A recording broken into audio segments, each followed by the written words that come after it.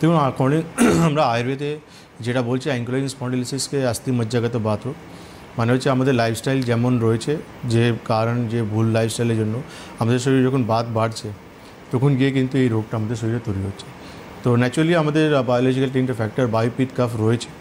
যখন আমাদের শরীরে বাত প্রিডমিনেন্ট হচ্ছে, বাত যখন বেড়ে যাচ্ছে, তো বাতের কাজই হচ্ছে আমাদের ড্রাইনেস শরীরে তৈরি করা।